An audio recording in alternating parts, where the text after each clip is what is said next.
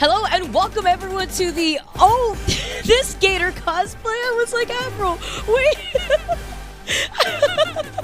All right, we got Gator. It's Vicky, Kitty, and Gator on the mic. I'm so excited to be joined with Gator for the first time on the mic in the APAC zone, which is the final week of the Summer Showdown qualifiers. Now, Gator, why don't you talk to us a little bit about what's going on over here with your fit? I'm tired of this no skill. No, sorry, that's Ryan. What would Gator say? I actually don't know. I don't know. But listen, he's going to be doing something while he'll explain at the moment. So best of luck to them in their upcoming games. No, I just thought it'd be funny. I was like, shout out to Atlanta. I just got some merch in the bag. So you know, if you want me to be biased towards a specific team, you know what you do. My allegiances can be bought. I'm very easily swayed. You know, I just need some favors. So you know, go get them, teams. Go get them. None of the APAC teams have reached out, so I'm waiting. So hard right now, Avril, because when understand, guys, I don't see Avril before this, so I'm hearing Avril talk about how he's in a gator suit, and I'm thinking to myself, oh, he's like dressed up as like somebody, it's an animal from Australia or something. I don't know. They taught us how to run in zigzags here in South Florida, and then he's dressed up as the player. I'm like, wait a minute, this is not what I was expecting. So you know what? I'm excited. This is just hyped me up. All right, Avril, this is how it's gonna start for our first time casting together. I've been lurking in the shadows for a bit, but I've returned after some time to be with one of the best here, as you can see. Avril, actually on this side over here, we're mirrored. So I'm super excited to be joined with you, Avril. Yeah, look, you know, that's the thing, right? I know you're from Florida, so this will make you feel a bit more comfortable, or maybe not. We live on opposite sides of the planet, so no zigzags here. Let's catch up on where we are for the teams, though, because we are heading to the final week here in APAC, right? For the entirety of the Overwatch League in the Summer Showdown qualifiers. These are the season standings, so very important you look at where the breakpoints are. Top 3 qualify for the season playoffs. The 4, 5, and 6 positions will go to the play-ins. And then number 7, the bottom team, is going to be eliminated. So every single team is trying to avoid being 7th place right now. Realistically, that battle is being fought between the LA Valiant and the Guangzhou Charge. And it's so important, too, looking at where the Charge is standing right now, especially in this stage, and this being the last week of the Summer Showdown qualifiers. As we take a look at our current stage standings, the Charge have an opportunity to make sure that they actually get off of that last place in the overall standings. Here you can currently see the stage standings with the Seoul Dynasty and the Shanghai Dragons are quite literally in a different tier themselves, Avril. Yeah, that's the thing, right? They've had an incredible journey so far in this particular stage. Untouched, except for the Dragons losing, I think, the one map to Philadelphia Fusion. 4-0, plus 11, plus 12, both clinched. Both cannot exit from their current positions in the standings. No team can catch up at this stage and overtake. Well, I don't expect them to overtake anyway because they're just that good. So, Seoul and Dragon safe. It's Hunters, Charge, Fusion, Spark, Valiant. 5 teams still in the running. Yes, Valiant are still technically in the running. Even at 0 and 4, they are mathematically not eliminated. That'd be absolutely insane if they can make a comeback like that. It's very close, despite what you currently see, even with those top 2 teams sitting right there. But as we take a look at our first series and the first lineup here with the Guangzhou Charge, I'm excited right now, Avril, because we've been seeing Jimmy go crazy. I know you were hyping him up earlier. I know you've been loving this meta. I know for a fact that you have. But it's nice to be able to see the change up from the Charge lineup and how it's really influenced their success in this stage. Yeah, I think Charge have had their glow-up sort of stage here, right? Because they've really struggled earlier in the year in Kickoff Clash, Mid-Season Madness, and those 2 stages combined, they only got a single match victory. That actually happened on the opening day versus the LA Valiant. Since then, they've really struggled. They haven't really gotten anything. They made significant lineup changes in between Mid-Season Madness and the Summer Showdown, brought in the fellas from UPA, which is Ultra Prime Academy, the academy team of the Guangzhou Charge, and added firepower with Jimmy, Xerneas, Farway. Xerneas is Yveltal. You got a Predator on this roster as well on the bench, and they've really bolstered the lineup, and they'll be going up against some compatriots today in the Chengdu Hunters, because if you want a bit of lore inputted into the broadcast, in this lobby today, right now, between the Charge and the Hunters, there are 8 members out of 10 that played for the Chengdu Hunters last year in 2021. So in some ways, this is kind of like a Chengdu Hunters internal game where, you know, so much talent has been shared between these 2 rosters. Jimmy, Yveltal, you know, Farway, they all played on the Hunters last year. Xerneas and Farway's all traded time with Monk and Nisha in that support position. So we have a very, very intricate battle between lots of Chengdu members. I appreciate the fit from Nisha real quick from the headsets. I like how you made that point, Avril, because then you take a look at what's been going on with the charge, like we mentioned, with the different players that we have now coming in through the roster. And what we see with the Hunters, I mean, let's say the Hunters happen to lose versus the charge. We were talking a little bit about this while we were preparing for the series that we have on our hands. They will be playing the Valiant next. And looking at their series, their set score in general, the odds are against them, unfortunately. It's still possible for them to make an insane comeback this weekend, but the odds are against them. So it's good news for the Hunters, even if the worst-case scenario really plays out for this series. And remember, the scoreline that the teams are going for here that I've been saying for the past couple of weeks in this region, to be safe, to make the top 4, to go into the Summer Showdown tournament, the scoreline you need, in my opinion, is 3-3. 3 wins, 3 losses, right? Anything beyond that is even better, which means you're definitely guaranteed in with a high seeding, but 3-3 is kind of the minimum entry. The only way you could get in with a 2-4 is through a lot of different tiebreakers. So 2-4 is, I would say, mathematically still possible, but it requires a lot of tiebreaker scenarios, which is not comfortable. You don't really want to be in tiebreaker scenarios. 3-3 is safe. It means you don't have to rely on tiebreakers to get in. So when I said earlier that like teams like the Valiant are technically still in the running mathematically, they would have to win both their matches in this upcoming, in this weekend coming through. And they have to play the Dragons after this game, by the way. Not only do they have to win the matches, but with good scorelines as well to get a minimum of 2-4, then have to rely on other factors outside of their control to guarantee a 2-4. Fusion and Spark kind of in the same boat, but they already have the 1 win to back themselves with, so they can get the 2-4 or maybe a 3-3 a lot easier. It's Charge and Chengdu. One of these two teams, after this match, I'm fairly certain is going to clinch, because they will get a minimum of 3 wins, and with a minimum of 3 wins, that should be good enough to make the tournament. That's why I'm so excited that this is our first series on our hands, because this could really mean a lot right here. Even if we have the expected results of Chengdu being able to take it over Charge and Seoul then later on beating a Philly, it's incredibly important to see where this first series goes for both of these teams, because again, these two teams are actually tied right now in the stage standings. So this means a lot here for our teams. Meanwhile, the Hunters, although they would be playing the LA Valiant next, like we were highlighting before, the Charge, I believe, would be going off against another team there that we have to look forward to, because it's going to be the Spark. And, you know, anything could really happen when it comes to the Spark. That would be going down tomorrow. So that's why you don't want to miss out on any of the action here, but while we jump into our first map. Yeah, it's a lot of really, really important games coming up this weekend, and, you know, for some of these teams, they've never made a tournament before. I know between these two teams, they've never made a tournament before. This will be a first-time entry this year for either the Charge or Hunters, and again, one of these two teams is going to make it in. This is kind of, you know, I don't know if you want to call it internal script, but this is going to be the very interesting battle between 8 different Chengdu members split across the 2 different teams here. Charge on the upswing, but is it enough to take down the Hunters? Kick off our opening map here, Vicky, on Lijiang. I'm super excited to see how this plays out between both these teams. Again, former members from the Charge now going in, trying to race already with Jimmy already taking out Nisha. That's already going to be huge here, because he's already going to be behind on that sound barrier to help them engage there too, and to help put them into position. But this is really good news for Charge, as they're going to already be dominating and taking that point first. Yep, exactly what you want to see. Charge get that early cap. In fact, they kind of win the team fight before the cap is even available. It doesn't look like Hunters will be able to get the respawns in time to contest. Cargo requiring a little bit of healing here. Good news for Hunters, they don't lose all their members. It's not a full team wipe, right? So they haven't sacrificed the maximum amount of ult charge points over towards the Charge. You do have choice 1 of 46 ahead of Jinmu by a reasonable amount, but no one else is really just climbing away at the moment. We're talking about it before, especially looking at where the Genjis are placed. It's about looking at where Choi-So-Wan wants to dive here. Choi-So-Wan has been having so much success. He's already here on the flank with the Genji. You see the pings going off here too, but it's the respect right there too from the Disruptor shot that actually allows them to control so much space, but they have no reason to overextend here, as they can see the Hunters now trying to dive onto the point. They're intercepting as well. This is Charge kind of being split up. Their members are not really able to play together, so a couple of trades do come in. Leave going down is a big deal. Absolutely huge here. Jimmy's been able to take out a lot of these first heads from the Hunters, but the nice trade going on 2-for-2 here is Krong's going to now be able to take care of Gaga. Going to be able to see that Krong's going to be able to be ahead with the Rampage as well on the Junker Queen, with Choi-So-Wan playing a lot more passively here. Jimmy's going to have to back off. Jinmu's still kind of stuck at the moment, has the flick, has wall climb available. Here comes Choi now with the blade. Opening kill hasn't come through just yet. Finally finds Nisha. been rough here for Nisha, as he's going to be the first one to go down, but that's Choi Soo-won going to be able to force the Hunters all the way back off, and he's going to be able to continue pushing into them. Something that we've been seeing a lot with this meta, with a lot of the comps that we've seen so far within the stages. Basically, a lot of these teams kind of pushing into the spawn, putting in that extra pressure. You and I were talking a lot about it, and it's what we've been seeing more dominantly in this stage than we ever really have been before.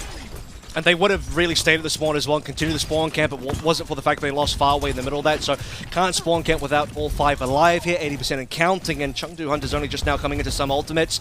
Mixture and Monk, importantly, you know, it's taken a while for these two supports to get in there. Certainly so far away, still holding on to there so far. Chengdu about to come in towards 5. Finally, Leaf will pop, overclock active.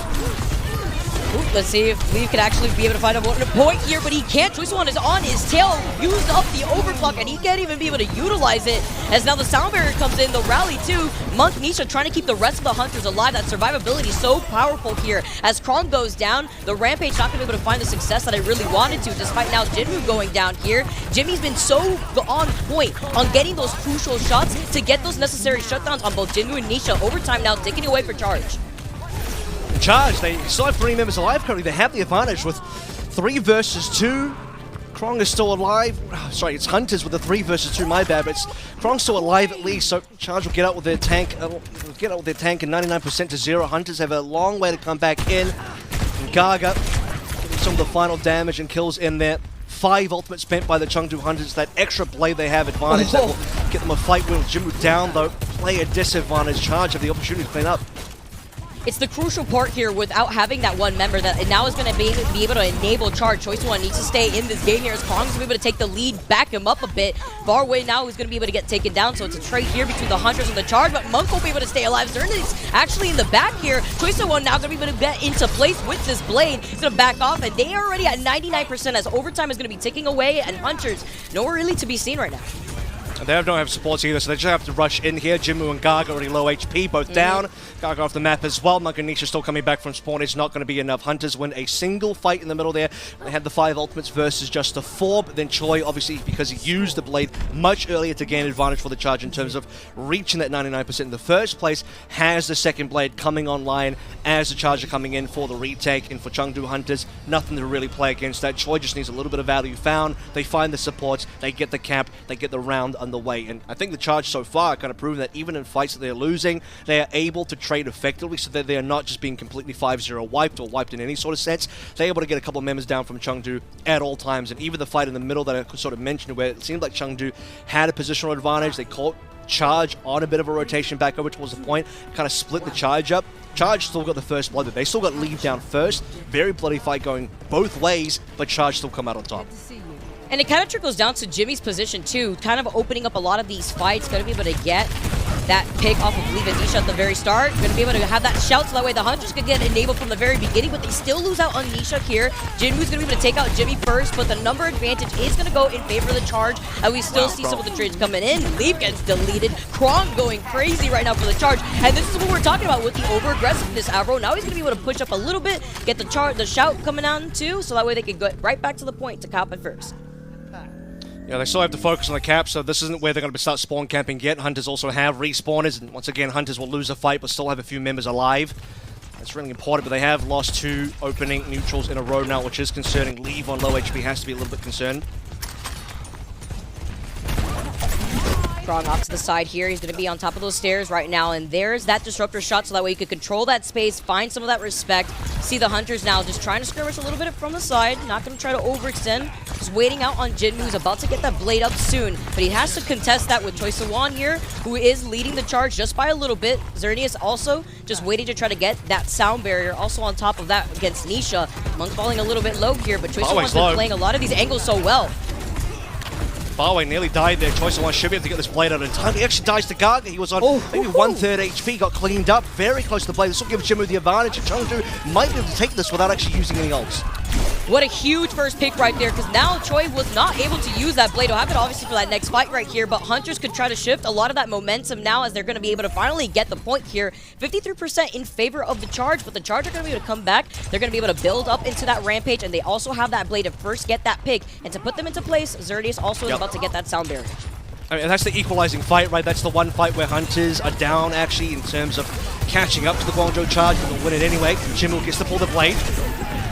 Oh, trying to go in, but Choice of One gets the first pick here onto Gaga. That's going to be huge because the Rampage won't be able to be used here for the Hunters, while the Rally and the Sound Barrier from Nisha is going to be able to help them disengage. They know it's so crucial there when they lose out on Gaga. See the Charge also really close to be able to get their own set of ults with Krong about to get the Rampage and the Rally now coming in. Saw the shout coming in from Krong so that way they can get extra aggressive, get right into Hunter's face, and Choice of One still leading the pack there from the front.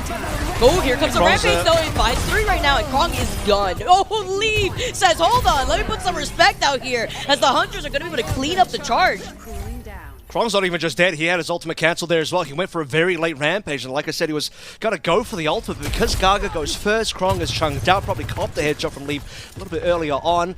Didn't have the confidence just to full send the ultimate because you don't really want to use that while you're low HP, and this is why you go for the ultimate Rampage, and then you get blown up and the Rampage doesn't even work. Chengdu, really great opportunity now to equalize to 62%. They've won 2 really fantastic fights in a row. I think that's the only ultimate available for either team at this rate.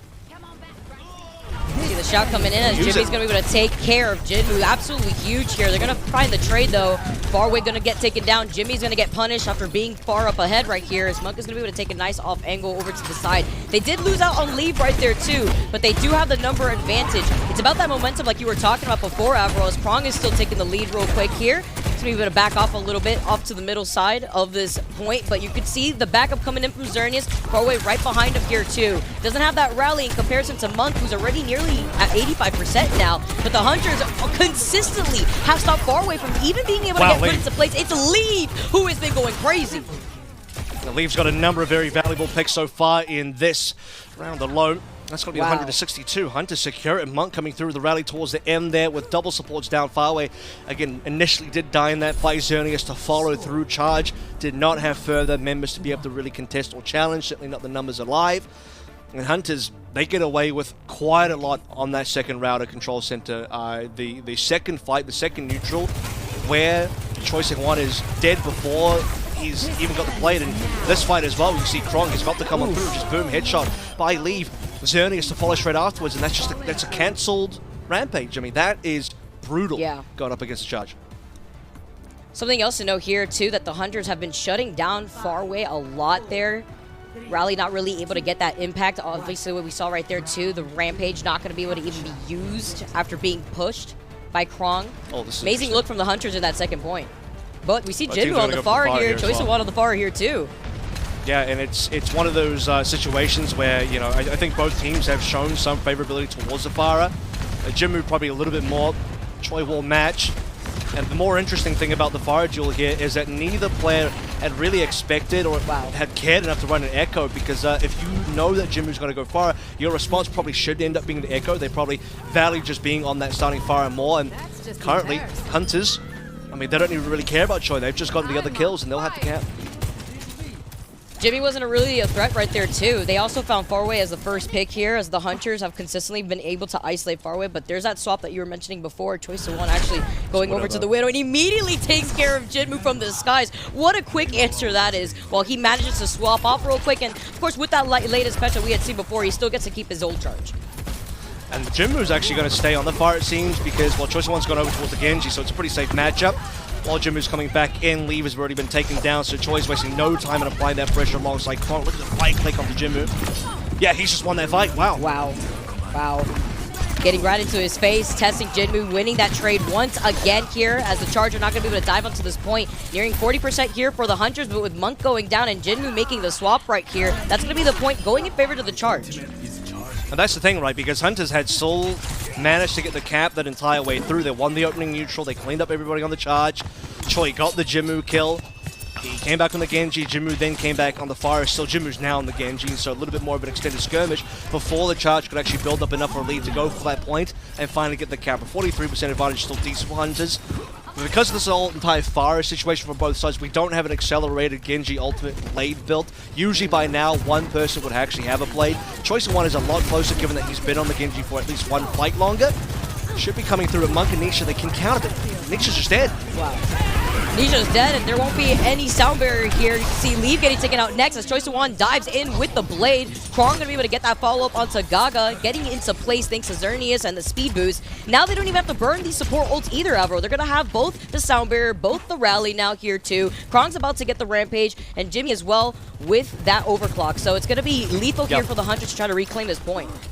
I mean, the timing was just perfect, right? Krong getting Nisha down just as the sound barrier comes up means just no chance for Hunters to do anything about that blade. It's going to be a free, not quite free, but a single ultimate fight win for the charge.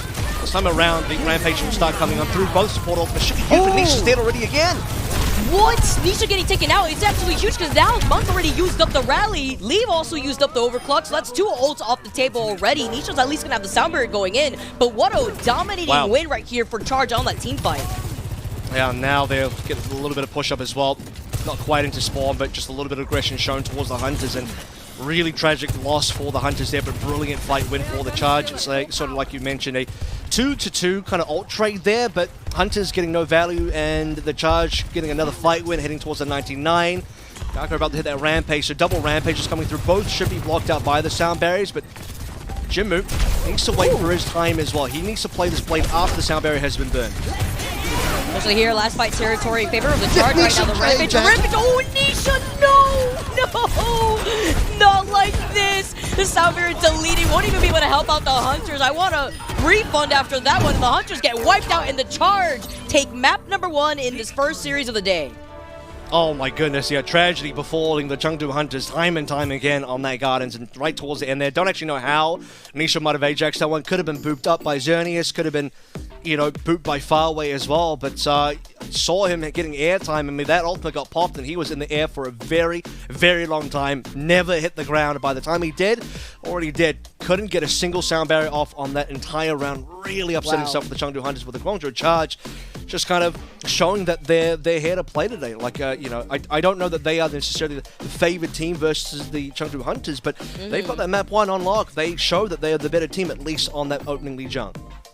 Despite them having some map 5s in the last week, they've really been able to showcase what they have here in store for this roster, especially looking at Choice One and his answer to the Pharah.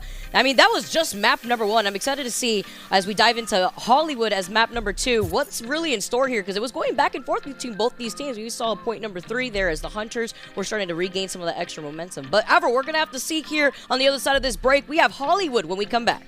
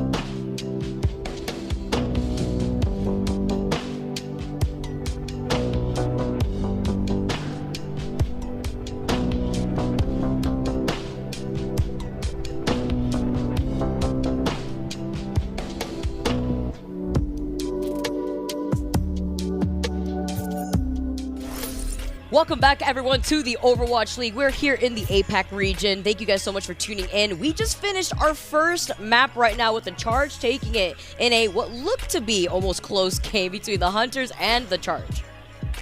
Yeah, and Charge, really impressive. I got to say Gardens was a not quite flawless, but a nearly, flawless comeback for them, given that they did lose the opening neutral. Were down 40-odd%, but came back really strong. Choi, even in initially a losing situation on the Pharah, very interesting. I think that was the first time we actually saw both teams run a Pharah out the gate. Typically, it's one team. Maybe the other team is going for more of an echo look or just running out standard in the Junker Queen composition and not really thinking too much about the fire. But here, both teams had the same idea. Both ran the fire, wasn't too concerned about what the other team was doing. They just wanted to play their own game.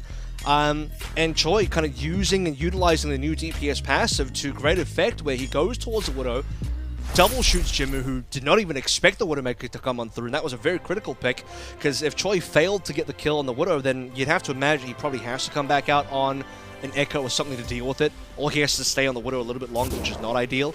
But then he changes towards the Genji, wins the fight for the Charge, and has the better blade in the earlier blade, because Jinmu was stuck on the Pharah for one extra fight, where then he has to lose some ult charge because he has to swap to the Genji after he's already built over the 30% sort of threshold on this Pharah, right? So he's behind Choi in the blade, and that single blade kind of snowballs a Charge further forward into another fight. Nisha, unfortunately, doesn't get a single sound barrier off. Hunters in general slower on ultimates. Yeah. And Charge just kind of snowballed that one. So, real credit to the Charge. They looked fantastic on our Lijiang Tower map. Yeah, I feel like Choi really did help set up the pace, like you mentioned, not only dealing with the Pharah, but then when he swapped over to the Genji, he immediately got the reflect, also took care of Jinmu, who then, after that one pick, that's when he was like, all right, swap back to the Genji himself. Very interesting to make that pacing very prevalent from Choi So-won. Also, the fact that Hunters were unable to really take advantage of Nisa or the sound barrier was very crucial. But now we get set up here, second map on Hollywood. Excited to see what the Hunters do differently here, because again, this is kind of reiterating the fact that the Charge also have the forward players from the Hunters here. Hashtag official Orisa gameplay. You saw it here. Out the gate, 2 seconds. Gaga actually did actually throw a spare. He threw a single spare and then he swapped. So yeah, 2 seconds of Orisa gameplay, but we got it. Said, I see the Jagged Blade. I want to do exactly that. I want to grow up and be just like that. Let me send out my spear real quick here. As Choi So-won is the first one to get taken out. Nisha looking out for some blood here, trying to get some revenge.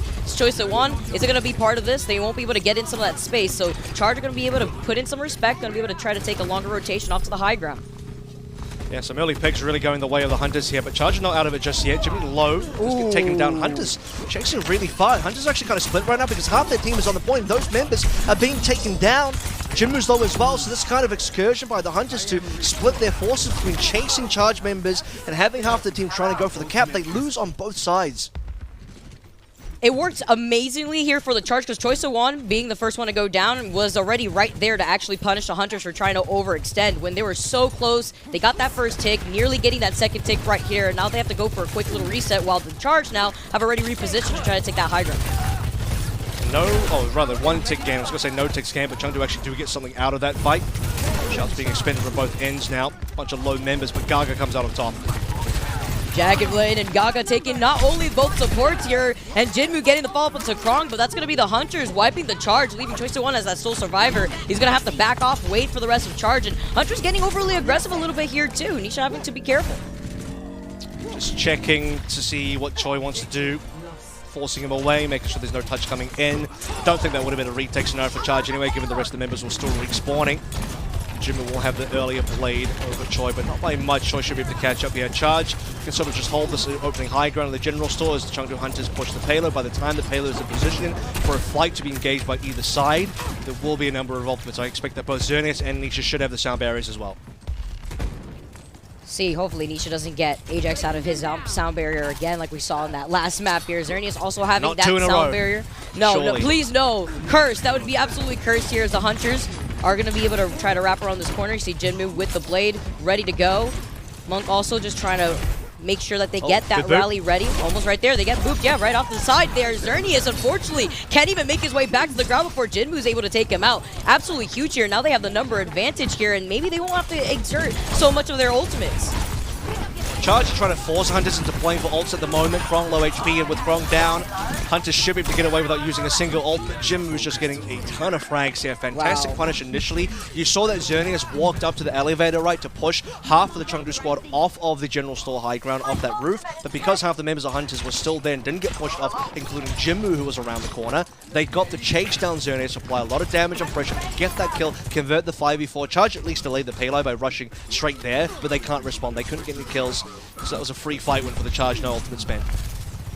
Kind of got that revenge there too. Themselves actually are the ones that were going to get it out. But see right here, Monk now being able to take care of Jimmy, as Leave is going to be able to pop that ult real quick, going to be able to use that rail, going to do a lot of damage. And now with the sound barrier, see Jinmu is looking for blood. Blade for blade. We're having the anime battle going on in the bottom, but Choice of One popped his last. He finds Leave, as Leave was the one that was playing a lot more passively there with that railgun charged up with the overclock. And now you see the rest of the Hunters immediately out of there. They're going to try to disengage, not going to feed any more into Charge's ults. As you can see, Xerneas far away are going to try to build into this next set of support ults, and Jinmu is going to be able to punish Choice of One for trying to move up a little bit more. Xerneas playing off the wall though, and he's been doing a really good job at actually trying to move them away. Farway trades that though, and he's going to be able to find Monk. That's actually huge right here. And with the Rampage, you find Jimmy out, you find another one out here as Farway follows him into the spawn, and Jinmu is going to be able to get that trade. Both these teams though going back and forth, but with Choice of One being on this Tracer, just trying to contest for as long as possible. They're going to play this more passively. Gaga playing at the limit there, far bigger Rampage than what we got out of Krong there. 4 members hit, Jimmy on low HP as it was, just bled down. Chengdu Hunters fully respawned, they have 5 alive, they're getting the frags. Hunters still waiting for their 5, and they just cannot get all players onto the payload. This is just going to be a big cleanup. The disruptor shot, just trying to push anybody off who wants to try to contest through that choke point here. Trey real quick as we were making some desperate spots just to make sure you can contest on that payload. Time Bank whittling away here, but the Hunters finally clean up the charge and they finally get to that second point. Yeah, and you also saw Krong go over towards the Doomfist, but he'll have to reset his charge. Obviously, tanks don't get to retain any of that. And while Krong did use his Rampage in the previous fight, because he's only just freshly swapping over towards the Junker Queen now, he's very, very far behind Gaga by 50%. He would have at least gained something by coming back out over towards the Junker Queen again. It just seems like the Charge wanted to make those emergency swaps to be able to at least challenge for the payload. Nice blink into the melee for a Choice to want to get Gaga. Really nice right there too. Also being enabled, pushing forward here. You see Krong right behind Choice of One. Same time here, the Hunters now having to back off, wait out on Gaga. That's some more time taken away from their time bank. 2 minutes, 30 seconds though here as a Charge taking a nice aggressive approach here. This is kind of what we were talking about before. Just holding these choke points could be so necessary here too, as the Blade is going to go in from Jinmu. He's coming in from the skies though. He's trying to clear the back line from the Charge. We're trying to defend onto this payload now as Farway gets taken out by Leaf. Going to be able to enable Jinmu as he takes care of Krong. That's 2 down for the Charge, make it 3 now. And Xerneas going to meet them back at the spawn. Choice of One won't even be able to back away, and the Hunters clear out this point. Yeah, Jimmy spent a lot of time slashing air, but at least got 1 good hit into Krong. At least he was kind of, I guess, corralling the rest of the Charge into the Chengdu Hunters for Leave and the Garg and the rest of the members to get those kills. And a couple of dash resets in there will force the Charge back. Brilliant frag of the Krong and then onto Jimmy there as well. Choice still sticking on the Tracer for what it's worth. And he put 5% towards that pulse one. Did get the stick on the Garga previously. Low HP, and Hunters probably have to back out. Ooh, being able to find that pick onto Leave in the back line too. Won't be able to enable that railgun here too, as Leave was about to get that ult ready with the overclock. And Choice of One on this Tracer has been able to do so much damage into these back lines. Playing patiently. Now has the pulse bomb though and could get into position with Xerneas having that sound barrier as well as Farway having the rally. Yeah, I'll question how long he wants to stay on this Tracer, and certainly now this is kind of the fight where probably have to do burn a pulse bomb or something. Stick comes through. I don't think it did really enough damage. Might not have actually got that stick after Leave is currently just cleaning up. Cleaning up the back here, clean up on aisle 6 as the Hunters now going to be able to clean up the payload and they're going to be able to move right along. Currently Xerneas also out for the count. Still, yeah, it still has that Rampage here too, so he could actually deny the Charge from actually trying to be able to contest at the same time. It is going to be able to get contested here by the Charge, and now here's that opportunity as Gaga's going to use that Rampage. Here's the sound barriers now coming in from both sides. See, the Rampage, although it did find Choice of One far away, though, isn't going to be able to take them out just yet. Now Jimmy's going to have all the time in the world in the backline to keep up that pressure. Now that's 3 down from the Hunters, leaving only Leave and Monk. They were right there after 30 seconds, ticking away from the Hunters. 1.1 meters. They might not cap now. Right they might not have to cap. They might not have to cap, given this is a lot of distance game, but you would love to be able to cap from a situation where you would, like you mentioned, right there, right at the exit, right at the finish line. Chengdu, final approach. Blade versus Krong's Rampage. And Krong is waiting for an opportunity where Hunters are going to be grouped together. Likely he's only going to catch a couple here. Hunters have to be very aware of the Rampage coming on through. Jinmu cannot get caught. Jinmu absolutely cannot get caught by this Rampage if he wants to win. So Krong's gonna go, spin it, and Jinmu does get caught off. He gets denied from the Blade, and Jimmy's gonna finish him off.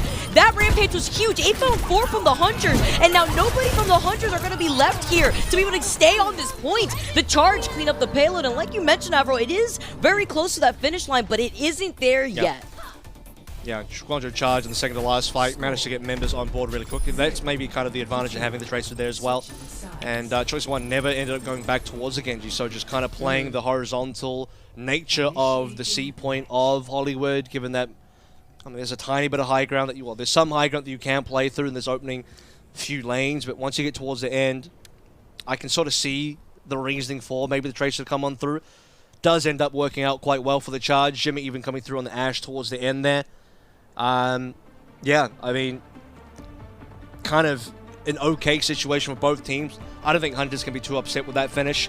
You don't cap, but in this sort of situation, 78.04 should be enough as a defensible position. This will maybe come back to bite them if Charge are going to be good enough to get the full cap themselves. And, you know, in that sort of situation, you'd be thinking, could Hunters have maybe taken us to a time bank and see what that could have looked like, and what kind of remaining time for the Charge as well when they do get the finish. If they do get the finish, will be important. So, yeah, I mean, we see a lot of teams, my history of casting this meta on Hollywood, I think we see a lot of teams kind of end around A and B. We rarely see teams head towards C that often from my experience, so that's why I'm kind of thinking from this situation, maybe it's not that bad that they don't cap, but Hunters could still get punished for that.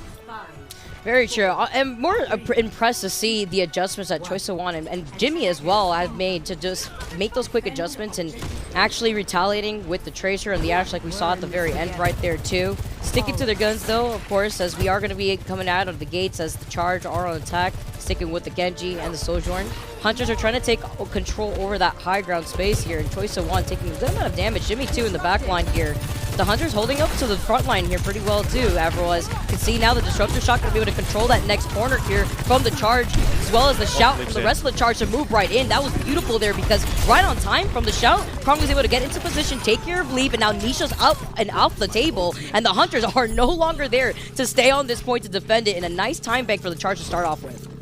Hunters failed to disengage probably. You actually see from Leaves POV specifically. I'm actually glad we saw his POV because he dies again somehow. Jimmy just finds a headshot, which means Hunters at this point guaranteed to basically lose his point to the rest of the members. About to cleaned up. Choice of One have been following Monk up the elevator. But again, from Leaves POV, his team is exiting towards his right, down towards the Mega Pack, stuck in that small room on the side right.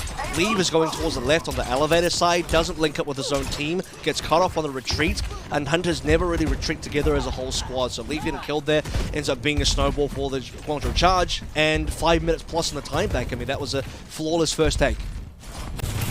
Beautiful here, and the fact that they're also able to get up to this high ground position as they move all the way up. They're just trying to deny that space away from the Hunters. Hunters, though, are going to be able to take control over the high ground right now. Currently, you can see where they're spotted right now, too, is with the Disruptor Shot on the bottom. Just going to allow Charge to take their time. I mean, they have that extra time that they can work with, as they are going to try to find this skirmish from afar from the Hunters. Yeah, and from the elevator, even from the point that we saw the Hunters when they were on the attack, we saw how important it was to hold that spot. Lee taking a good amount of damage, and he's going to be able to back off. At this point, I mean, Charge have a couple of options. They can either attack the elevator and go to force this high ground, or just keep playing the low ground, and with that, Farway's the target. Farway off the table, Sound Barrier used too, yeah, from Xerneas. Now Nisha and Monk could contest that with their own support ults, and with Choice of One getting taken down, he'll have the Blade going into that next fight. That could be crucial if he could try to pinpoint Monk and Nisha. And Jinmu now going to be able to take some of that extra health here from the shout, but it's not going to be enough as Krong deletes him. Jinmu has that Blade, though, going into the next fight. Little scatterbrain there from the Chengdu Hunters again, where they just struggle to really collapse into one member or the other. They see a lot of Charge members split between multiple different areas and really capitalize on anybody. Now the ultimates do come on through. Leave in trouble again, but he does get saved. The huge difference right here, Xerneas doesn't have that sound barrier. Nisha does, though, and with the rally shared from both of these teams. Now, Leave is the first one to go down. Choice1 be able to have that with the dash real quick. So quick on not only resetting those dashes, but now Jinwoo can answer later. And Choice1 doesn't even let him get the chance, making a 2K real quick for him. The rest of the charge cleanup. But Choice1's positioning right there to dive right on top of Jinwoo was beautiful. And he had the earlier blade in terms of using it. Jinwoo held onto it a little bit. Jimmy gets another frag out of spawn. He did that to Leave a little bit earlier on this attack when Lee was trying to come back from spawn, and Jimmy would just walk up and get a headshot into Jinwoo, slowing things down from the Hunters, and Hunters have to decide, can they go for this touch or not? Jimmy's coming back in. The payload's basically there. Right there, too. Charge now going to be able to stay here to contest the Hunters. The Hunters, though, Gaga falling a little low here. The Rampage, though, is going to take care of Monk, be the nail in the coffin for Jinwoo. Now Gaga falls low, doesn't really have Nisha to really help them out because the rest of the Hunters get wiped out. The Charge are quite literally on a Rampage right now. They are holding forward, Avro, and they have not been stopped. And at this point, they can't actually finish the map. So, I was kind of saying, maybe Hunters wouldn't get punished too hard for not finishing. Now Charge is saying, oh, we're going to put them into sword and see how that looks. It is looking like a pretty dominant attack so far. The silver lining there is that Hunters coming in for the final retake does force out the extra Rampage. So at least they take off an ultimate from the Guangzhou Charge side. But again, you look at that second to last fight on B. Choi with a much superior play, despite Nisha having the sound barrier advantage. Choi just played that one patiently, but not so patient that he played in second. Jinwoo played in second and didn't get the value. Charge, still making a bit of a push-up. This should be the blade coming through again. Choi should know that he's got a reasonable advantage ahead of him. Xerneas would like to save beat here if possible. They have the opportunity now with the blade, and he does. He finds Leave off the side of the corner here. They trade that for Farway, though, and that's the rally. Not going to be able to be used for that fight. See if it's even necessary here, as Choice1 is going to be able to try to dive in. Could find Monk maybe as an opportunity, but doesn't want to overextend. You see Xerneas actually just trying to put him right back into position if he wants to get a little bit more aggressive. And with that shout, he definitely can as he continues to rack up Nisha, Jinwoo. That's two supports now as well from the Hunters that were taken down without being able to use their ults for a second fight. Early beat coming in through as well. Charge want to finish it right now. Monk gets his rally cancelled. I mean, Hunter's about to lose this map. Wow. They just can't compete right now. That's a 4-man sound barrier, and maybe it'll be enough. But Gaga's looking like half HP on 0 HP. They don't even have the chance, Emerald. They don't even have the chance to leave the spawn doors. Choice1 right in their face. Prong to take care of Nisha. The Hunters are so desperate to pop the rally, to pop the sound barrier, but it wasn't enough. The Charge on a different level, taking map number 2 and sitting at match point. And the difficult scenario for the Hunters rather was, you look at that second to last fight before we got into the push. They was 3 members stuck in the side room as Choi blades, and they save the sound barrier as kind of noted. Charge, they get 2 kills. Hunters, they don't really make any, distinctive decisions about what is it that they're supposed to do with the 3 remaining players. Are the 3 players supposed to back on out? Are they trying to go in and contest the payload, slow things down? They don't do any of that. The payload is continually pushing on through while 3 members are caught out. They eventually die anyway because there's still advantage for Charge, but because they die so late with the payload reaching the end, there's not enough members for the Hunters to actually contest for a final push. So, yeah, those guys stuck on the side, those 3 guys, they needed to just reset. They were kind of not doing anything on the side, and that cost them the map. Or at least cost them that defense. Yeah, they were desperate to try to get up to that point as soon as possible, but they were just staggering themselves in the very end. And this is the best case scenario for Charge right now, sitting at match point after taking Legion and Hollywood. We got Junkertown next on the other side of this break. You definitely don't want to miss it, because this means a lot here for Guangzhou Charge.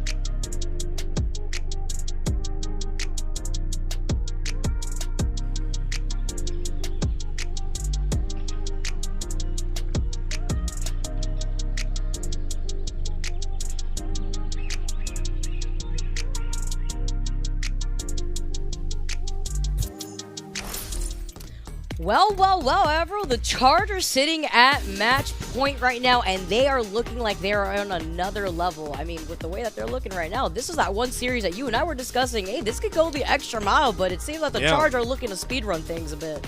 I mean, maybe they could still go the extra mile if Hunters can sort of get in the gear and in motion to make some sort of a comeback happen. I mean, Charge themselves were able to get a entire reverse sweep versus the Fusion, but now, like you sort of said, at match point, looking dominant. They look far more comfortable today. Hunters are making some big mistakes out there. That Hollywood, a lot of things left to be desired. I mean, you have the kind of failed disengage from the Hunters on the A-point defense. You have the B defense as well. A bit of scatterbrain in terms of their focus. Like, what are we going after? Which play are we trying to punish? They actually want to fight, but they couldn't quite convert onto extra kills as they're trying to chase the charge and wait right. They actually then lost players on that chase away.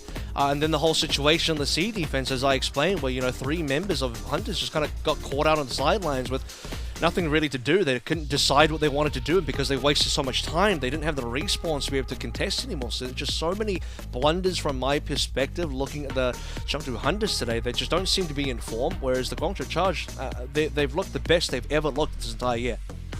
Yeah, I'm really enjoying the rampage timings from Krong. We saw Krong actually get the shutdown, I believe, on Jinmu earlier on in the first map on Lijian with the properly timed rampage at the very end of that third round. And then the way that the Charger are also able to rotate that with Choi So-won and Jimmy also being able to get enabled in the backline, they're looking fantastic right now. Looking at the Hunters, on the other hand, though, it feels like they have been making some of those mistakes that you've been talking about. Between the Lucio as well, we saw the Ajax Lucio, unfortunately, from the Hunters in that first map too.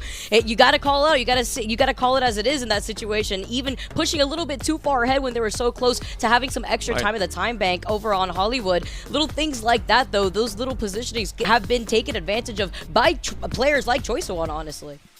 Yeah, and Choi So-won's been having a fantastic day so far. It's not just the Genji, but he even showing the Tracer a little bit of love over towards that C defense and kind of on the B defense as well when they're trying to go for the desperation play for the retake. That doesn't work, but has the confidence to at least stay on the Tracer for C, see it out, make it work. Got a brilliant pulse bomb kill into Gaga. Well, it's a pulse then into a blink melee, which was honestly quite mechanically good to see.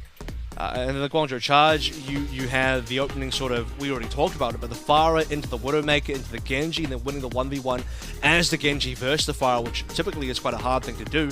Choi's been on fire, but I also got to bring up Krong in this discussion because I feel like this is the best Junker Queen we have seen from Krong this entire meta, this entire stage. He's kind of struggled on this hero, but today he's really shown up and he's had an equal, if not better game than Gaga, who I would have said definitely was a better Junker Queen coming into this one. I mean, we already talked about Jimmy, but Jimmy's had, I think, a pretty stellar stage so far in the Summer Showdown, so he's just kind of doing his thing that he's always been doing.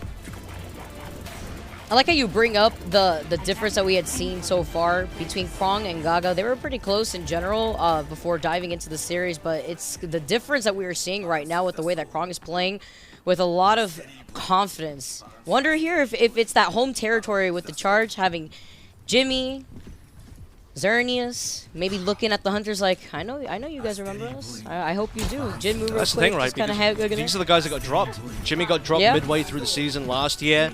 Xerneas are far away where, the sort of cutoff members when Hunters had to downsize. They banked up on Monk and Nisha as the support line that they wanted to keep, and Xerneas and Farway unfortunately did not get kept with that loss. So now these are the guys succeeding against the Chengdu Hunters. That must be a good feeling for them, but also a really unfortunate place for the Hunters to be. And speaking of unfortunate, Gaga just put to the knife, he's going down. That was all because he got pulled in initially right there too by that Jagged Blade here. Krong is stepping it up, just like we were talking about, controlling so much of that space, but the follow-ups between Krong and Choi So-won have been another level. Xerneas is also speed boosting them up so that way they can get up into that position to prevent Gaga from getting away on time. The Hunters now having to respect that and holding that next choke point.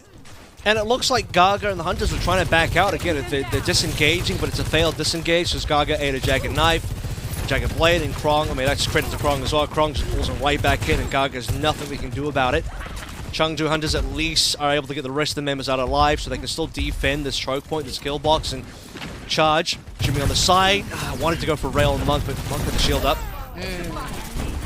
Unfortunate here, because that's going to cost Farway there too. See Gaga with the Jagged Blade himself and getting the retaliation almost immediately here too with the Carnage. Got to swing the next around, let Krong know what's up as he's going to be able to back away. But that was a really good retaliation here from the Hunters because they were able to actually reposition themselves in that choke point. Yeah, really good kill by Leave to sort of set that up, and the further conversion onto further members of the charge as well. You have Jimmy on the extremities trying to look for that flank, trying to look for that single rail shot on the flank, and he himself is the one that gets punished. The 100 charge now. Thought about going for Jinmu, misses that shot unfortunately. Jinmu's still low. Managed to get away just briefly here. It's that shout, but Nisha gets low all the way down and gets taken out by Jimmy here. Not going to be able to build up that sound barrier, which is important, but the charge lose out on really 2. Zernia is still up alive, but Monk gets taken out too. It's Jinmu now who's been able to retaliate too, letting Choice1 know, okay, he's still back in this conversation here from the Hunters. Yeah, Jinmu's, he's had some great moments, had some unfortunate moments, but has generally been on the positive side of the gameplay so far. Versus the Guangzhou charge. Not sure what Krong was doing that far out. I don't know if he got pulled out by Garga's blade or something like that, but he died very far out compared to the rest of his team. After relevant supports had already been traded, leave with another open shot to Jimmy. That'll slow down the charge. Rogan so strong right there with that charge shot real quick, letting Jimmy know. Now charge still has Zernius with that sound barrier. See if they have that position as Jimmy's going to be able to make his comeback from the spawn room. See Hunters though with a plethora of ultimates to work with themselves. They're about to get the sound barrier too, so 5-man ult. As you can see, Jinmu trying to get out of that position, falling pretty low. Choice1 doesn't want to overextend. And Hunters have all 5 now. All 5 ultimates up alive. Krong's taken down, just gets one shot by Leave. It's, I think, 3 fights in a row now for the Chengdu Hunters with Leave just against the opening rail. Yep. See the rally now getting pulled up from far away after finding that pick that Leave was able to get. Jinmu though gets taken down before even being able to utilize that blade. That's actually huge here. Both of the DPS from Hunters get taken out without using the blade as Choice1 has now been able to make that engagement. Krong's going to be able to get into place and the rest of the charge are going to clean up the Hunters. Hunters respond really poorly to the 3 ultimates burned by charge there as well. I think they were trying to be patient. Nisha eventually pops out the sound barrier, but they already lost one, so they popped the sound barrier in a 4v5 to try and stay in the game. No other member of the Hunters were able to do too much there. Monk could have double ulted, but they probably felt like that would have been too greedy. Unfortunately, the greedy thing ends up being holding the ultimates because Charge win that fight. Choi times his blade so that once sound barrier is gone, he goes on in. If Monk can't respond, if Monk doesn't hit a whip shot, then Charge are going to get the fight win because popping a rally that late when the blade's already out is not going to help you anymore. Hunters, I think, unfortunately end up just walking out of there with 4 ults up, and it really sucks when you lose with that many ults alive. That's a really rough loss, but Charge just take advantage. And they didn't really have the chance to breathe right there. It was both DPS from the Hunters that were the front of the few to first get taken down, but Zernius and Jinmu get taken down here too. You saw that blaster shot from Jimmy over to the back line to help that pick get confirmed, as now Jimmy goes down without the blade. He won't even be able to use it for this fight as the sound barrier comes in. Huge rampage though. It finds 4. Is it enough here though, as the sound barrier from Zernius is going to be able to try to keep the charge up alive? He needs to use the blade here as Jimmy's going to be able to make his way back, but Gaku gets taken down. The rally too isn't going to help out Monk, and the Hunters now are going to get wiped out. Leaf won't even be able to turn over to the side as Krong is the one that's cleaning up everybody from the Hunters. That's a 3K going in favor to Krong, and look how at ease he looks here. He's looking like it's just another day at work for Krong. And this might just be another cap as well. I think Hunters are trying to come back in, but a lot of members of Charge I've pushed up. Jinmu's still holding onto the blade there. That was, I think, the last really good opportunity on B to be able to use that blade. They've given up the point. You have Gaga rampaging in, which forces the sound barrier. Once the sound barrier starts to fade, Jinmu's time to come alive is there. It doesn't matter if it ends up being over expenditure because Leaf had already popped the overclock as well, right? You're thinking double DPS ultimates. Is that the right play? I think in that specific situation, yeah, it would have been. That was the only thing that could have saved the Hunters. Unfortunately, they'll be holding on to further ultimates as they back into C. Charge still have, a reasonable amount of time to play with. It's not the most amazing amount of time, but just remember, Charge are coming back into ultimates here. Ooh, the shout now to try to contest the blade from Jinmu. He's going to be able to find Farway. That's going to be big there too because they won't be able to use that rally to help sustain themselves. But that's fine here for the Charge. They're going to back off. They have some of that extra time, and the Hunters, though, are going to have the opportunity to move up just a little bit here, but Jinmu doesn't want to get ahead of himself. And Charge don't have a really good response there because they don't have the sound barrier. They could have pre-rallied that one, but that's it also does allow the Hunters just to disengage and wait out the rally. So Charge didn't have really good plays there except to walk in, eat the blade, have 4 ultimates available. Now they're pre-rallied in. Get the pushing in Hunters. Okay, they're trying to back on out, but Jimmy won't let them. Jimmy's just going to get the kill. Jimmy was able to get out to the high ground there with that jump though, and he's not only going to be able to take care of Nisha, he takes care of Jinmu as well. Nisha not going to be able to have that sound barrier for this fight, but he will come back with a fight himself. But the Charge are going to have all the time in the world, not only to clear that next corner, but to at least move up to put in some of that extra pressure to build into their next set of ults. yeah, they push up with 4, right? I mean, led by Jimmy at the spare tip. It's far away, still pushing the payload while they're winning their fight. And it's kind of like I said earlier, right? You pre-rally into this fight. Hunter's response is to disengage. But Charge, just, they run up so quickly, they speed into the Chengdu Hunters and don't allow them to escape. Jimmy capping 2 players on the way through.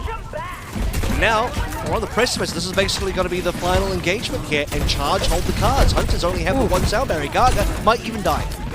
Ooh, Gaga trying to back off. You see Kron getting set up into position with 3 members of the Hunters in that side room. He's got the Rampage, though, as he backs off. Jinmu and Lead now going to be able to clean up everybody who tried to back off and back up Kron, rather, wiping up the charge, and they needed that extra time because there's still that minute, almost less than a minute now on the clock here, Avril. That might be a little bit fatal in terms of move by Guangzhou Charge. You actually see that Krong oversteps a little bit to chase down Gaga. He noted that Gaga was below, I think, 1/3 HP at one point. Tried to cut him off and get a nice carnage hit in. He gets a reasonable carnage in, but puts him way out of position, and Charge couldn't really do too much there unless they wanted to sound barrier. They'll use the sound barrier now to block out most of the damage from that Rampage. Choi will go nuts on the blade. That was beautiful right there, too, because now Choi punishes the Hunters for overextending to try to prevent the charge from getting back onto the payload with that limited time that they have, 30 seconds on the clock, and he's still going. Now he's going to be able to push them into their point, while the Hunters are going to be able to come in. And yeah, they can cap right now here, too. You see the desperate spots, but they won't be able to touch just in time, minus that sound barrier from Nisha. Actually reverses the situation. Huge Rampage, though, forces Gaga to die here off to the side of the point, and the charge do manage to take that payload to the finish line. And because the payload was so close, right, as soon as Hunters start losing members and Charge get a player advantage, they immediately rush the payload, start rushing towards spawn as well. Hunters can't disengage or wait for respawners there. They just have to play the fight with 1 man down. Jimmy goes for the hero blade. Not going to work out. Jimmy snipes him down. He's in clear it and just shut down straight away. No blade. Rampage solo onto Gaga, but it's enough because you delete the tank. Nisha sound barrier will do nothing there. I don't even know if he even caught Gaga with the sound barrier. Chengdu Hunters not going to be able to hold down C. 15 seconds remaining is not the most incredible time bank, but I think just capping on Junkertown is pretty impressive. Really credit to Charge and how they sort of work that last 2:30 because they can't beat with 2:30 remaining, and it ends up being barely enough time. So let's take a look at one of the final fights here. Again, you have very low members on the Guangzhou Charge, and there's only just a small brief window of option there for Charge to think about using sound barrier. They opt to save, and well, they still had enough time to play through. So when you opt to save ultimates and play for a future fight, you have to be very aware of how much time you have remaining and how many fights you can still play through. And while Charge had enough fights left, they had enough time. Hunters kind of approached similarly to the way that they approached the end of Hollywood there too, just to stagger while they wanted to desperately try to force the Charge off of that corner by where the finish line is here. Charge now going to be able to get that payload to the finish line. 15 seconds that they were able to accomplish that here as the Hunters now going to be able to leave the spawn room door, see what's going on with the Charge holding their position on the high ground. Sonic arrow towards the right side, so they'll check that. It's basically clear. Farway takes a lot of damage. Jimu has no further dash to go through. Wow. 2v1 trade. This works for the Hunters.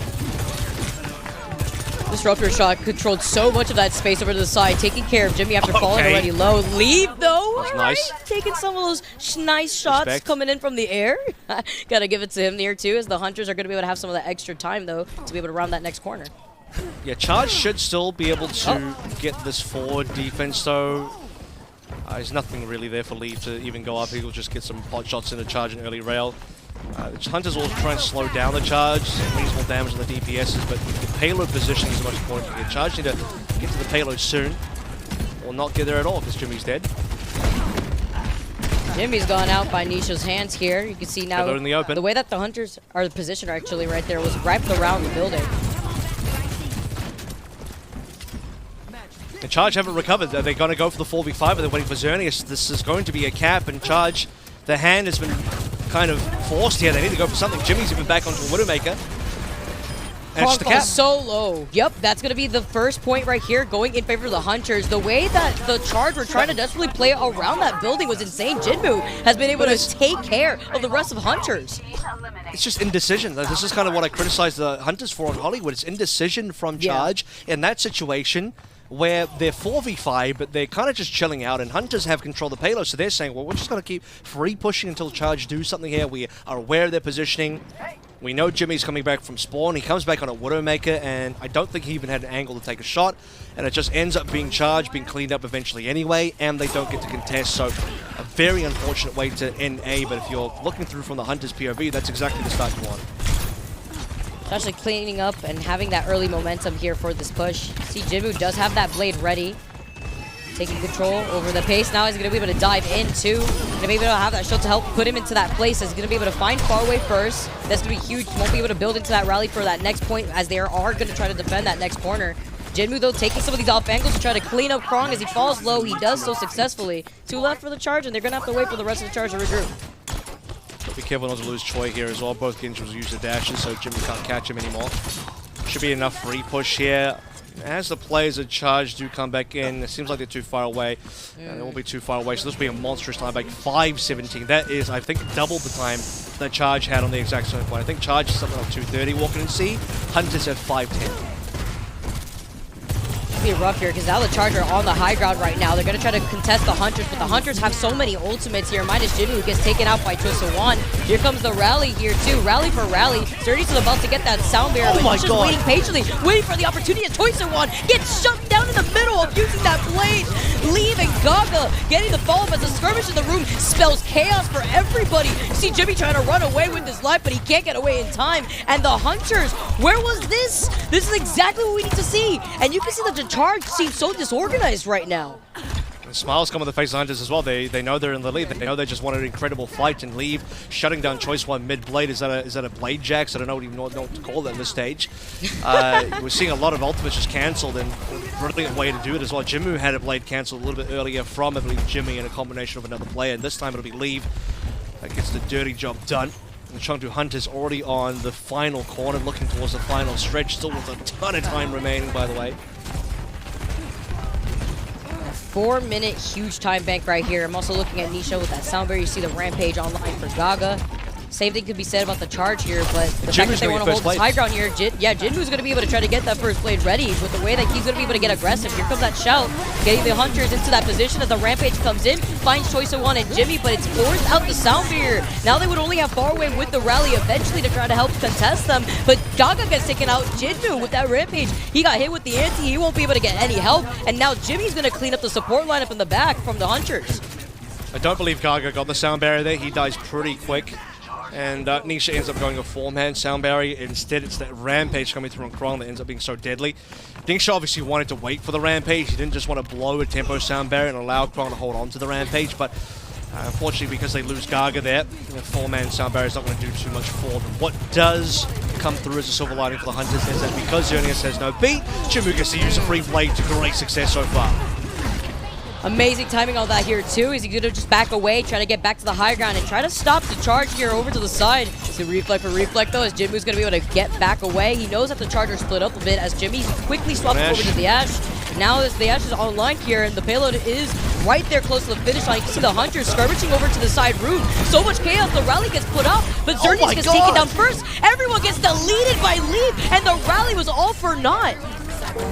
I don't even know how Leaf sees players through all of that chaos there. He somehow perceives it through the Matrix, just green lines of text coming down on the screen, because he's just able to snipe players through other players apparently, but they'll do it. Chengdu Hunters cleanly get a full cap on Junkertown with a lot more time than the Guangzhou Charge. 3:22 now just to the 1.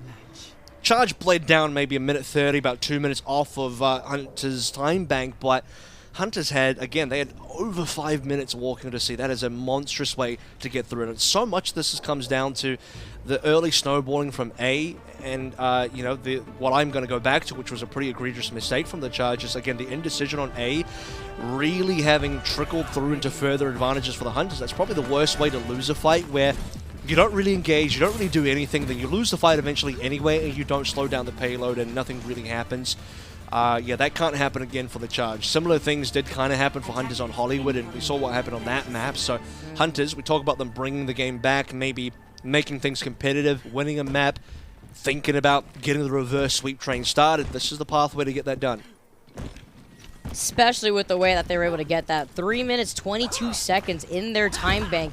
believe they were really only held back just slightly once in that point C by the charge. It was kind of a snowball at that point. Once they were able to get that payload for that first point, like you mentioned before, they just had so much momentum on their side. A few mistakes there from the charge really cost them some of that time bank that they wanted to try to take advantage of here now too, as Choice of One going to try to take that nice flanking position here over to the side, but having to be careful, playing a little bit more passive here. Jimmy's going to start on the Ash here, so he ended on the Ash for the C defense, so begin with it.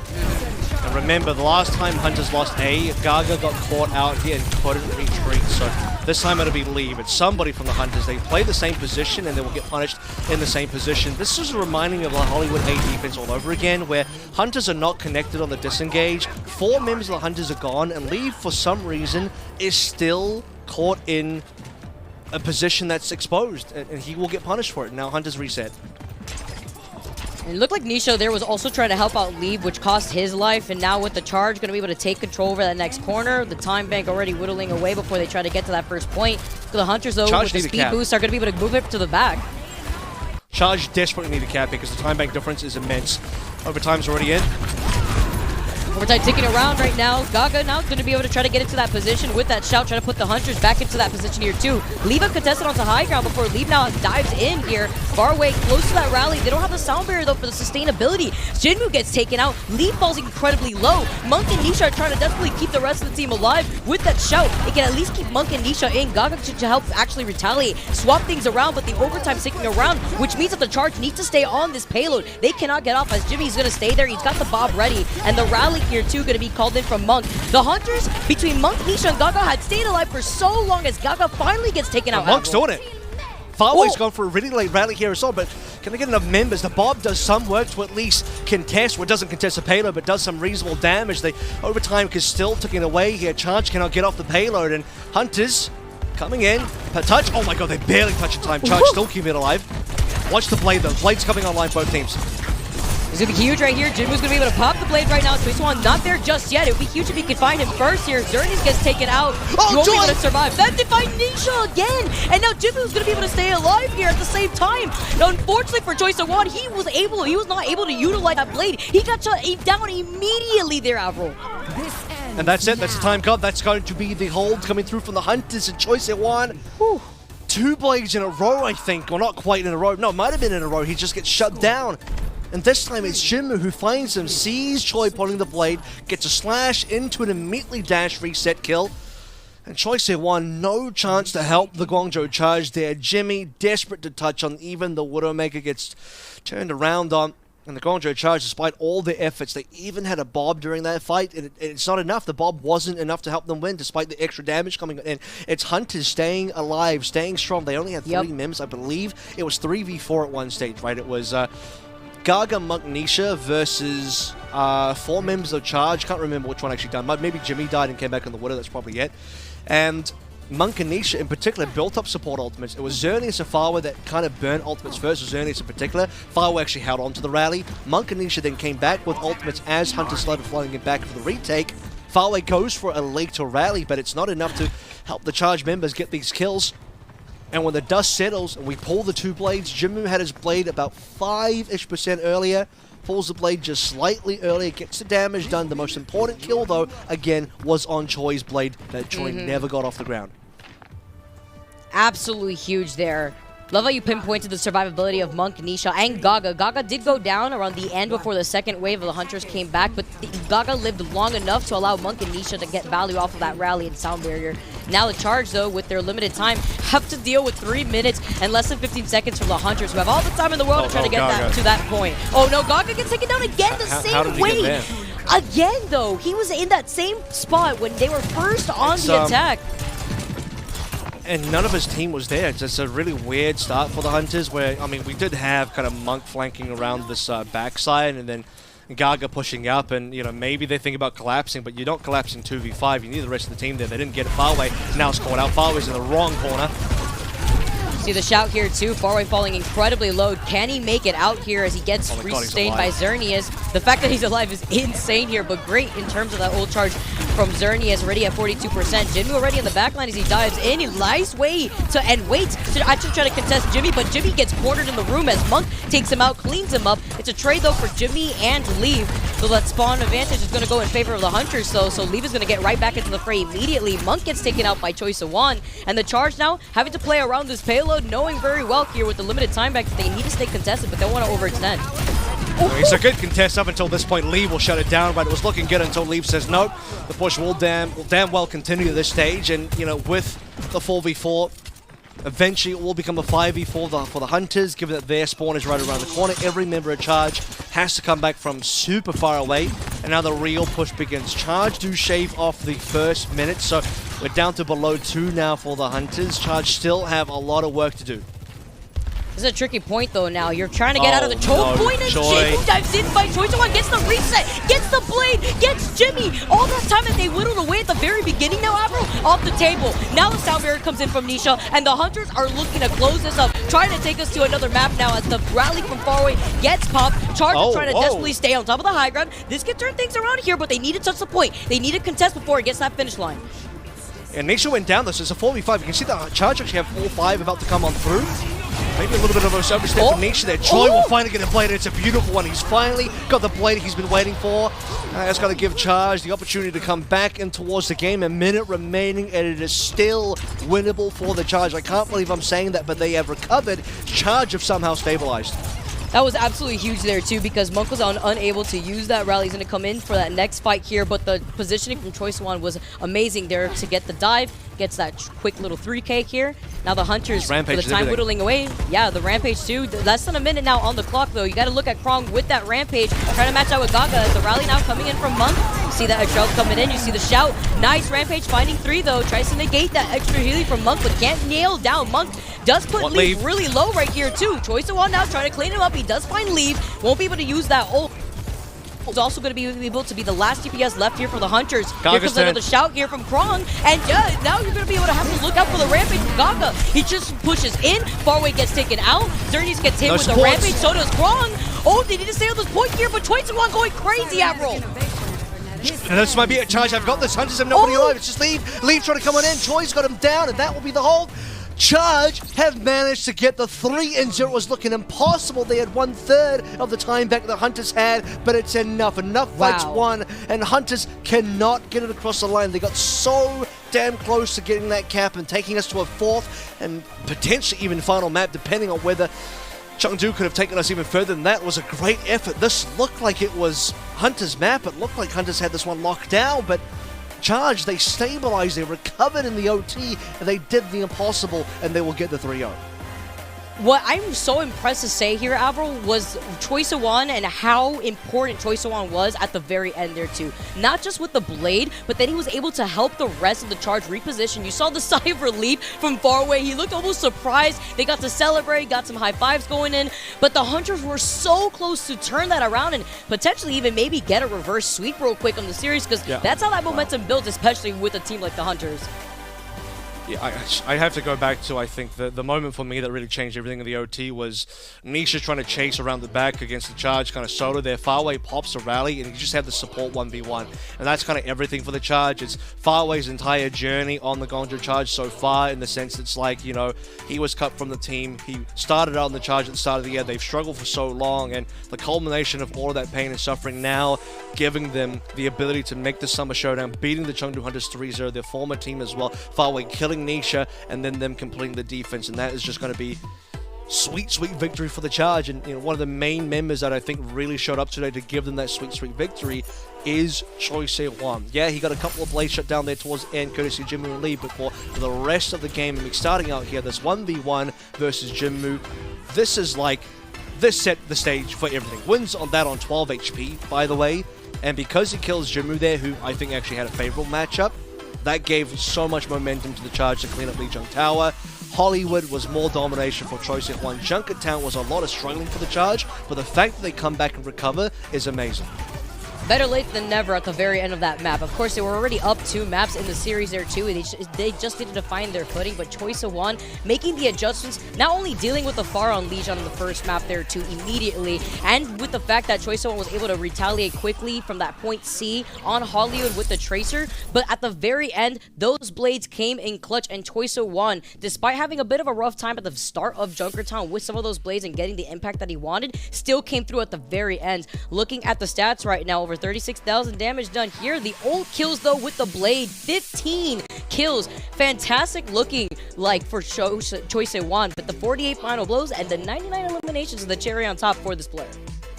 Yeah, I can tell you right now, looking back over all 3 maps, Choi was top fragger, top final blows for all 3 maps played. So across the board in the server, across 10 players, all 3 maps, highest final blows. The impact found today was incredible. So that 48 total, that's more than what anybody else got over the course of 3 maps. What a brilliant day for the Guangzhou Charge. And honestly, everybody kind of stepped up here. You know, it's no longer just kind of the Jimmy show. I think it started this stage with mostly being the Jimmy show, and now the rest of the Guangzhou Charge is showing up as well, and they're getting ready to take on the Summer Showdown. I haven't done the maths yet, so I don't know if they are 100% qualified, but like I said, the scoreline they're aiming for is at least 3 wins. They got the 3 wins, and at this stage, I'm pretty sure they can't get knocked down, so they should be top 4. I believe their next opponents would be the Spark, which would be tomorrow, so that's going to be really exciting. Yep. If you guys enjoyed watching the Charge, you definitely want to make sure you take a look at that next series. But that's tomorrow. We still got one more series on our hands, Avril. That's going to be the Shanghai Dragons versus the LA Valiant. That's going to be interesting nonetheless, but that's going to be after this break, so you guys don't want to miss it. Stay tuned, because we got some more APAC action for you here in the Overwatch League. The Overwatch League is brought to you by Upper Deck, the official trading card of the Overwatch League, and by TeamSpeak, the official voice supplier of the Overwatch League.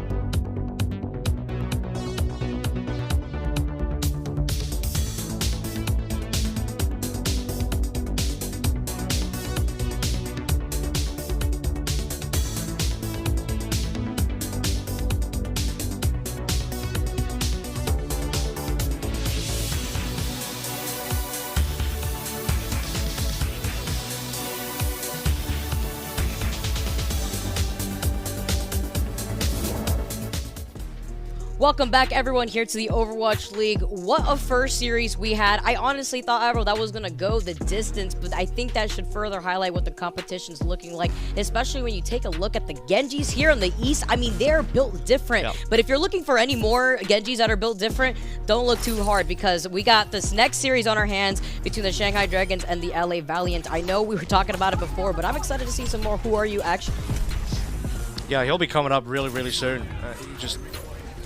That'll be a really interesting way for both of those teams to try and finish the Summer Showdown qualifier. But speaking of finishing the Summer Showdown qualifier, I mean, both Hunters and Charge have a game left to play. This is now in the replay. We see how Misha actually got an Ajax and via Zernius booping him to the air. So confirmed there that was somebody booping him. That's kind of what I felt, because he was in the air for so long when I was looking at the HUD. In either case, I did do a little bit of background maths as we were in the break there, and just so that we are very clear on what qualification pathways look like.